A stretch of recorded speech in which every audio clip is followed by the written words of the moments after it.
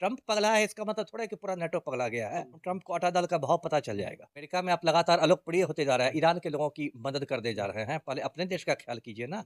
ये सब देखिए, मैंने कहा ही कि एप्स्टीन फाइल से ध्यान हटाने के लिए किया गया है, तेल पर नज़र है। और डोनाल्ड ट्रंप तो मतलब मैं एकदम सरल भाषा में कहूँ तो बिल्कुल गुंडा है, गुंडों का सरदार है।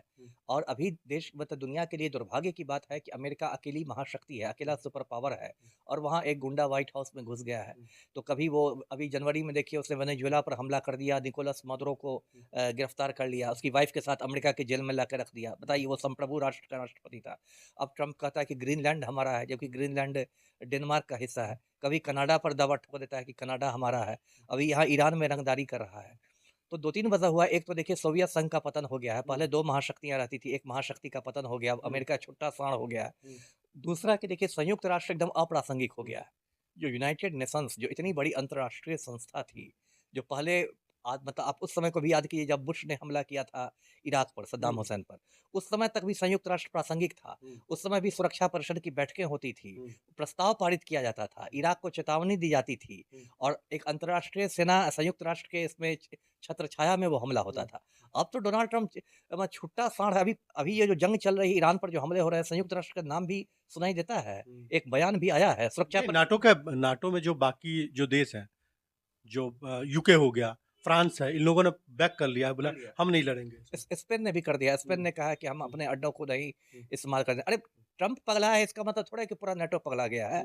सबको अपना-अपना क्यों आपकी लड़ाई में जाएगा लड़ने इंग्लैंड? इंग्लैंड क्यों जाएगा? है ना? क्यों लड़ने जाएगा फ्रांस? ये ना है बात, सबको है। इज़राइल तो ख़ैर मतलब तो मैंने कहा ही कि चोर-चोर मौसेरे भाई हैं नेतन्याहू और ट्रंप। मोदी जी भी अब उस एक तिकड़ी में शामिल हो गए हैं। ये भी तो मोदी भी इतनी बुरी तरह एप्स्टीन फाइल में फँसे हुए हैं कि इनके पास कोई चारा नहीं है। ये तो मतलब जो ट्रंप कहेगा वो कहेगा, वो दिन को रात कहेगा तो मोदी जी को उसमें तारे दिखाई देंगे। इसलिए यहाँ की विदेश नीति खत्म हो गई है। लेकिन हाँ, इंग्लैंड ने, फ्रांस ने, स्पेन ने, इन लोगों ने अपनी मतलब आज़ादी दिखाई कि हम अमेरिका के पिट्ठू नहीं हैं। इज़राइल और अमेरिका क्या ईरान से लड़ करके गलती कर दिया? अब हो सकता है, ये देखना पड़ेगा कि ये लड़ाई कितने खिंचती है। जैसे कि रूस को देखिए, रूस ने 4 साल पहले यूक्रेन पर हमला कर दिया। ऐसे देखिए तो रूस और यूक्रेन में कोई तुलना नहीं है। रूस दुनिया का सबसे बड़ा देश है, यूक्रेन तो उसके सामने टुटपुजिया है। और पुतिन को लगा था रूस के राष्ट्रपति को कि ये 2 से 3 दिन में खेल हो जाएगा और हमारा यूक्रेन पर कब्ज़ा हो जाएगा और हम किसी कठपुतली को वहाँ का राष्ट्रपति बना सर, लेंगे। उसमें तो नाटो सपोर्ट कर रहा है वही ना वही पीछे से। वही है ना, नेटो भी सपोर्ट कर रहा है, यूरोपीय संघ भी सपोर्ट कर रहा है। तो बहुत बार क्या होता है कि आपका कैलकुलेशन गड़बड़ा जाता है। जैसे वियतनाम में अमेरिका के साथ हुआ था। अमेरिका वियतनाम में घुस गया था, 1965 से लड़ाई शुरू कर दिया और 1975 आते-आते बहुत बेआबरू होके कुछ से निकलना पड़ा। 10 साल तक वियतनाम लड़ाई चली थी। तो क्या उससे ज़्यादा तो अफ़गानिस्तान में लड़ा है अमेरिका। अफ़गानिस्तान में तो चूँकि सोवियत यूनियन घुस गया था तो उसको बैलेंस करने के लिए आया था।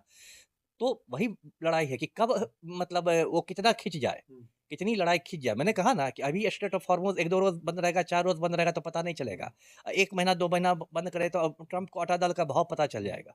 है ना? मज़ाक नहीं ना हो रहा है। तो अमेरिका अभी तक जहाँ तक मैं देखा हूँ, मैं ध्यान दे रहा हूँ, ईरान का जो मेन टारगेट है वो अर्थव्यवस्था है, क्योंकि ये सऊदी अरबिया की जो तेल कंपनी है सबसे बड़ी, उसको कल हिट किया है। बिल्कुल, बिल्कुल। वो तो देखिए कमज़ोर नस तो वही ना होती है, कमज़ोर नस तो वही है, अर्थव्यवस्था है ना। यदि अर्थव्यवस्था में वो उथल-पुथल ला दे, तो ट्रंप पर देखिए याद रखनी चाहिए कि इज़राइल में भी लोकतंत्र है और अमेरिका में भी लोकतंत्र है। भले दोनों जगह गुंडों का शासन हो, लेकिन दोनों जगह लोकतंत्र बचा हुआ है।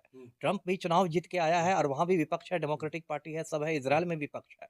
यदि ये महँगी लड़ाई होने लगेगी, तो उस पर बहुत ज़्यादा मतलब प्रभाव पड़ जाएगा उसके देश में, वहाँ के देश के जनमत का, पब्लिक ओपिनियन का प्रभाव पड़ेगा कि इस युद्ध को आप रोकिए।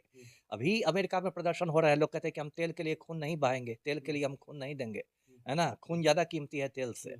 तो ये बात तो है ही। तो अभी देखना, अभी कुछ कहना बहुत जल्दबाज़ी होगी।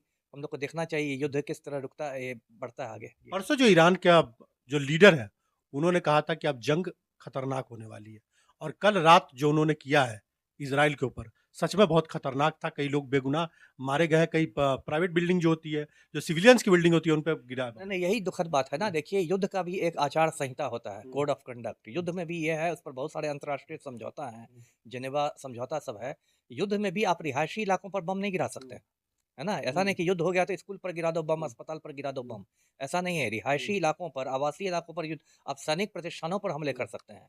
लेकिन अब तो मतलब ये क्या कहें, ये तो मतलब अब जंगल का कानून आ गया है। अंतर्राष्ट्रीय कानून को का पालन कौन कर रहा है? पालन कौन संस्था कराएगी? संयुक्त राष्ट्र तो मतलब का बंटाधार ही हो गया है। अब तो ये गुंडागर्दी, आप किसी स्कूल, अमेरिका ने एक स्कूल पर ये हमला कर दिया, उसमें बच्चे मारे गए, इज़राइल के प्राइवेट में उसमें बच्चे मारे जाएँगे, तो इससे दुनिया को क्या हासिल होगा? दुनिया को तो कुछ हासिल नहीं होगा, ये एक तरह का पागलपन है, इससे बस जान-माल की क्षति होगी और किसी को कुछ हासिल तो नहीं जिस होगा। तरह से अमेरिका कोई कानून नहीं मान रहा है, उसी तरह ईरान ने भी कोई कानून मानने से इनकार कर दिया। वो भी जो मन में आ रहा है कर रहा है। तो वो तो होगा ही ना। एक पक्ष यदि अंतर्राष्ट्रीय कानून नहीं मानेगा तो सामने वाला क्यों मानेगा? आप मेरे साथ मारपीट कीजिएगा और आप कुछ ख्याल नहीं रखिएगा उसमें, तो मैं भी वैसे ही ना लड़ूँगा। ये तो होना है, इसको तो मतलब संस्कृत में जो कहते हैं सठे साठ्यम समाचरेत, वही वाली बात है कि जो आप कर रहे हैं वैसे ही वही चीज़ हम करेंगे। जी। अमेरिका चाहे तो इस जंग को खत्म कर सकता है, लेकिन अमेरिका बातचीत करके क्यों नहीं सुलझाना चाहता है? अब देखिए, इसमें कई बातें हैं। हो सकता है ट्रंप को बहुत ज़्यादा ओवर कॉन्फिडेंस हो गया हो, अतिरिक्त आत्मविश्वास कि एकदम हम जीत जाएँगे और फिर अपने देश में हीरो बन जाएँगे। कि देख, वो तो उसका नारा है ना, मेक अमेरिका ग्रेट अगेन, मागा। उसी का आप देखिएगा, ट्रंप टोपी भी लगाया रहता है, मागा लिखे रहता है, मेक अमेरिका ग्रेट अगेन। तो उसको ये होगा, लेकिन यदि युद्ध लंबा खिंच गया, जैसे पूर्व में, युद्ध का असली मकसद हमेशा नापाक ही रहता है और इसमें मैं देख रहा हूँ डोनाल्ड ट्रंप और नेतन्याहू, दोनों को मैं चोर-चोर मसेरा भाई मानता हूँ। ट्रंप की ये मजबूरी है कि एप्स्टीन फाइल में वो लगातार फंसता जा रहा है और एप्स्टीन फाइल से अमेरिकी जनता का ध्यान हटाना है और इसके लिए वो ईरान पर उसने हमला कर दिया है। जो इजरायल का प्रधानमंत्री नेतन्याहू है, उस पर भ्रष्टाचार के गंभीर आरोप लग रहे हैं और वो घिरता जा रहा है इजरायल में घरेलू मोर्चे पर। तो इसलिए उसने ईरान पर हमला कर दिया है। तो मेनली ये डोनाल्ड ट्रंप और नेतन्याहू अपने अपने पाप छिपाने के लिए उन लोगों ने ये लड़ाई शुरू की है। जी। इस युद्ध में सबसे ज़्यादा नुकसान किसको होगा सर? देखिए, युद्ध में तो ऐसे देखिए आप पूरी दुनिया का नुकसान होता है, लेकिन सबसे ज़्यादा नुकसान मुझे लगता है आज की तारीख में मैं ईरान और इज़राइल को होता हुआ देख रहा हूँ। सबसे दुःख की बात है कि दोनों, ईरान और इज़राइल दोनों में आम नागरिक मारे जा रहे हैं, बेगुनाह लोग, अबोध बच्चे, छोटे-छोटे बच्चे मारे जा रहे हैं। ये बहुत दुःख की बात है। जी। इस युद्ध में आमने और सामने इजराइल और ईरान है, तो इसमें आपको अमेरिका, रूस और चाइना कैसे देखने को मिलेंगे? नहीं, नहीं, इज़राइल तो है ही, लेकिन अमेरिका भी तो इज़राइल के साथ है। अमेरिका तो बाकायदा इज़राइल के साथ है और दोनों ने मिलकर हमला किया है। इसमें रूस और चाइना की क्या भूमिका होगी? रूस की तो अभी कोई खास भूमिका नहीं होगी क्योंकि रूस तो खुद यूक्रेन की लड़ाई में फंसा हुआ है 4 साल से।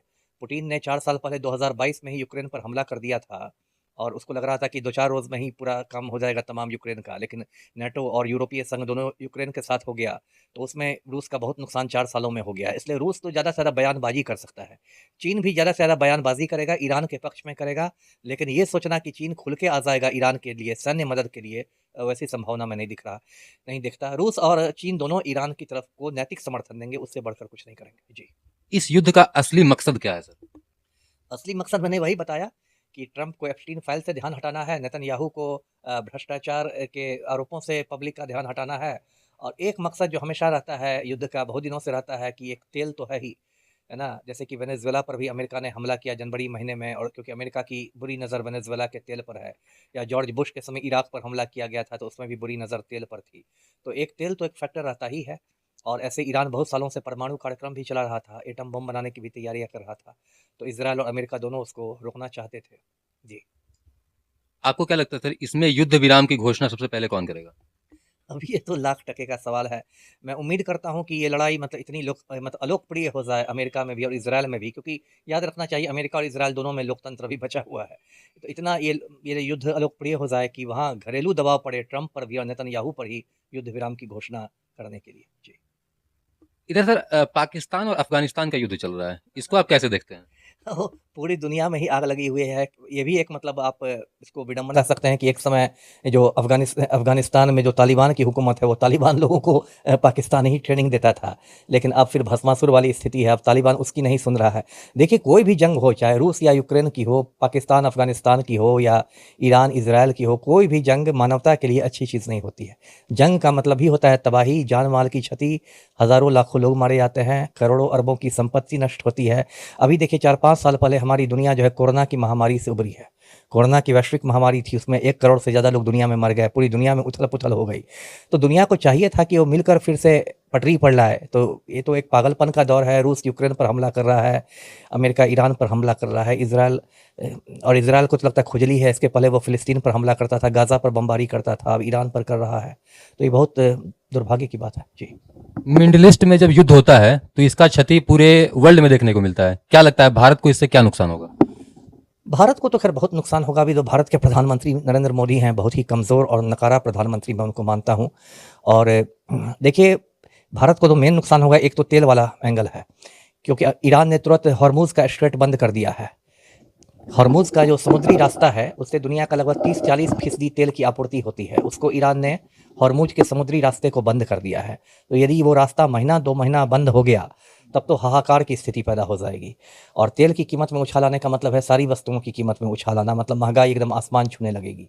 तो एक तो वो नुकसान होगा। दूसरा क्या होगा कि पश्चिमी एशिया के बहुत सारे देशों में मतलब लाखों की तादाद में भारतीय लोग काम करते हैं, चाहे वो कुवैत हो या वो संयुक्त अरब अमीरात हो या आपको वो कतर हो, सऊदी अरबिया हो, और वो सब पर भी बमबारी हो रही है, क्योंकि ईरान उस इलाके में जितने भी अमरीकी पिट्ठू देश हैं, चाहे कुवैत हो, यूएई हो, कतर हो, सब पर बम बरसा रहा है।